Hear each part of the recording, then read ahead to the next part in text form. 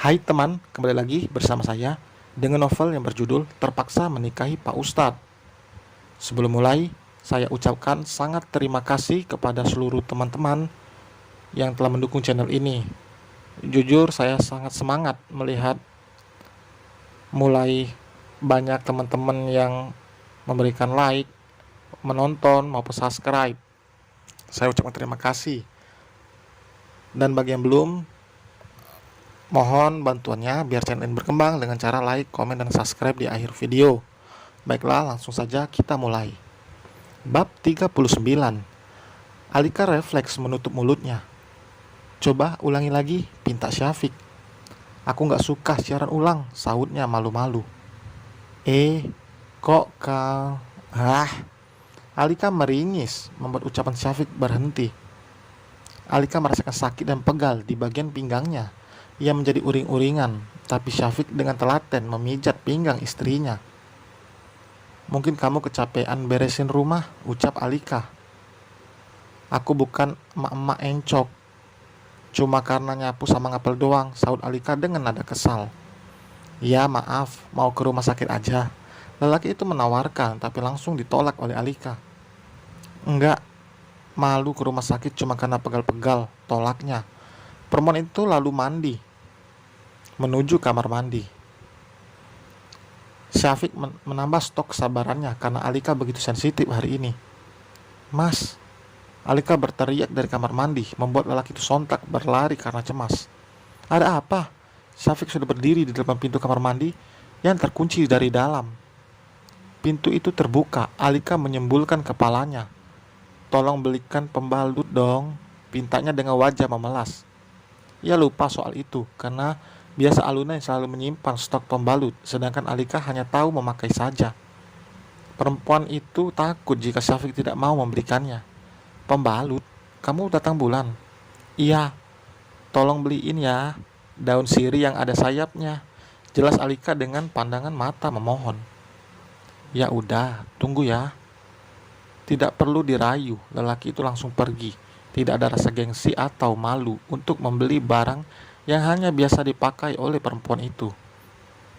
Tujuan Syafiq adalah toko yang berjarak 2 rumah dari kediaman mereka. Lelaki itu kecewa karena tidak mendapat benda yang diinginkan di toko pertama itu. Syafiq menuju toko berikutnya berharap mendapatkannya di sana.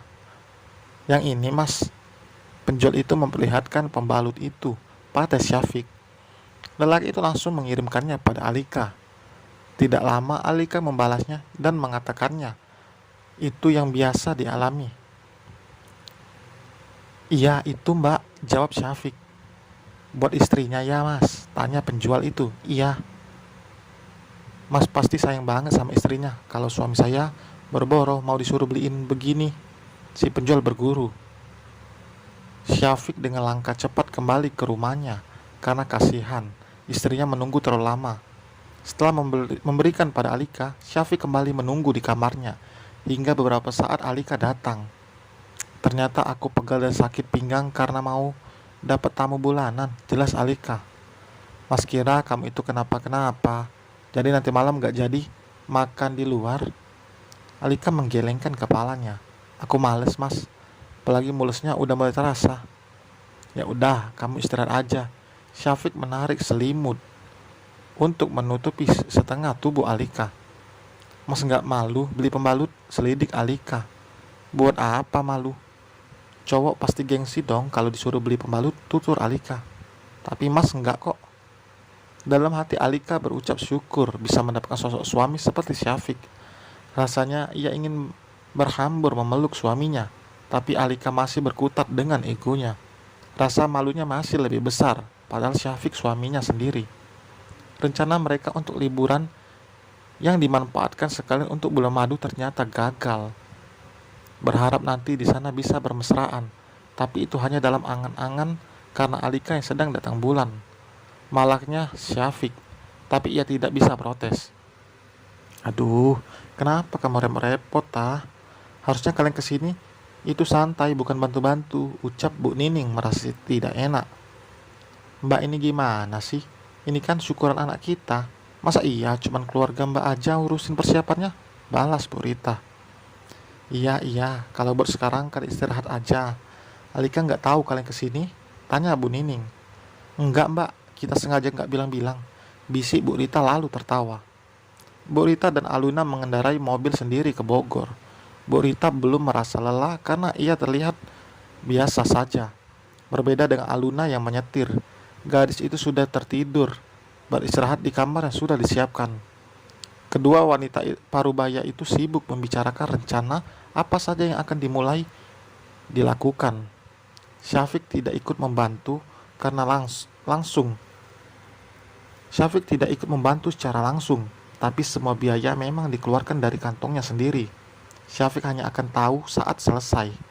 Semua ini memang ide Syafiq dan Bu Rita yang ingin memberikan kejutan pada Alika. Keesokan harinya, semua orang sudah siap dengan tugas masing-masing, tapi Sarah pamit pada ibunya karena ingin bertemu dengan Aksan. Sudah beberapa hari lelaki itu masih belum bisa menemui Haura. Sarah menunggu dijemput oleh adiknya. Syafiq tidak ingin lagi ingkar janji pada sang kakak.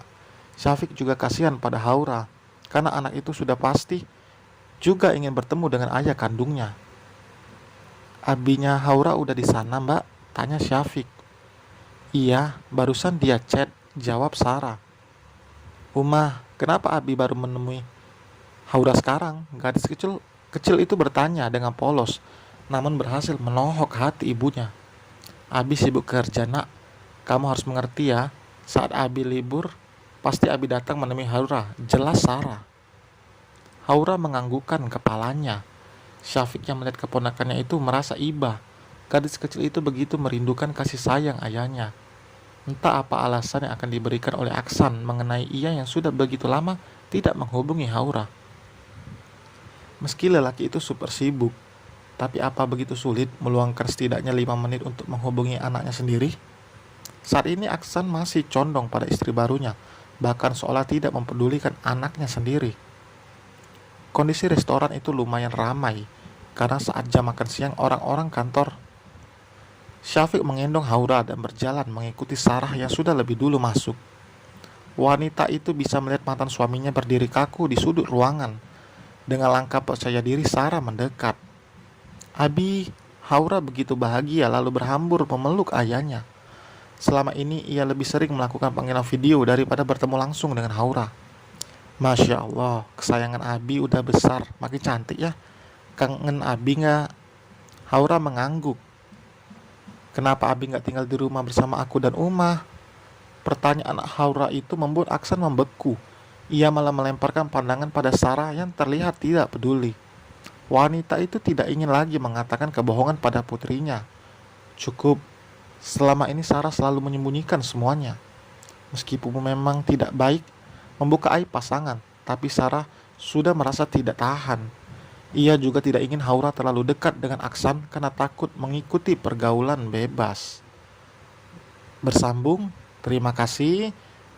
Sampai berjumpa lagi di bab berikutnya. Saya ucapkan terima kasih. Jangan lupa like, komen, dan subscribe. Bye.